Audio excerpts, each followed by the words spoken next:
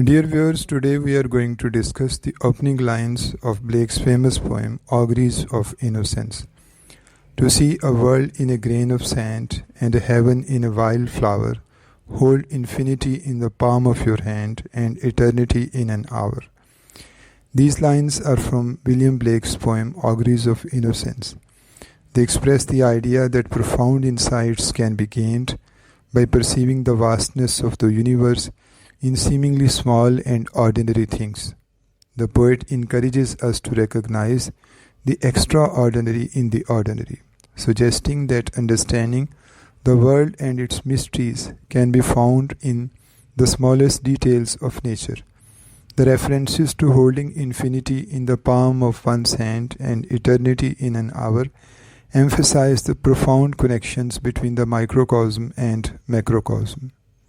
The concept of microcosm and macrocosm is related to medieval theories of correspondences, which posit a connection between the microcosm or smaller elements and macrocosm or larger universe. In medieval thought, it was believed that patterns and meanings in the natural world mirrored those in the divine or cosmic realm. Blake's imagery of holding infinity in the palm of one's hand and eternity in an hour echoes this concept by suggesting that within the finite and brief moments of our perception, there exist reflections of the infinite and eternal, reinforcing the idea of interconnectedness between the earthly and the divine. The idea of interconnectedness between the earthly and the divine aligns with Pantheism. Pantheism is the belief that the divine is inherent in the natural world and there is no separation between God and the universe. In Blake's lines, recognizing infinity in the palm of one's hand and eternity in an hour suggests a pantheistic perspective where the divine is not distant but immanent within the ordinary and finite. It implies that God or the divine is not separate from the forces and laws of the universe, but is intricately woven into the fabric of existence. It is interesting to compare Blake's ideas and Plato's theory of forms. Plato's theory of form posits that the physical world is an imperfect reflection of a higher realm of abstract, eternal, and unchangeable forms or ideas. These forms represent the true reality, and the physical world is a mere shadow or imitation of these perfect forms.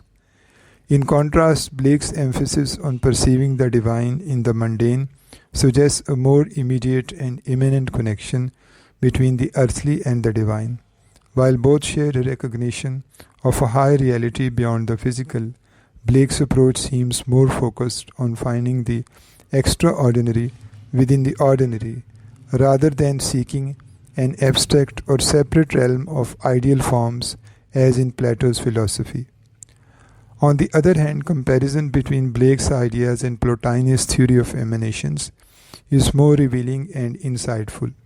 Plotinus, a Neoplatonist philosopher, proposed that the ultimate reality, the one, emanates or radiates out, producing a hierarchy of levels or emanations, each less perfect than the previous but still containing a trace of the divine. Similarly, Blake's lines about perceiving infinity in the palm of one's hand and eternity in an hour resonate with the notion of finding divine traces or emanations within the ordinary and finite aspects of existence. Both Blake and Plotinus suggest a dynamic relationship between the transcendent and the immanent, where the divine emanates into the material world, allowing for a connection and reflection of a high reality within the mundane.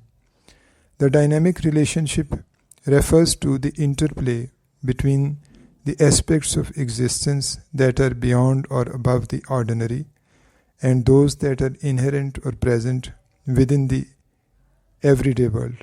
In the context of Blake's lines and similar philosophical ideas, it suggests that the divine or high reality is not distant or separate, but actively involved and present within the fabric of the material world.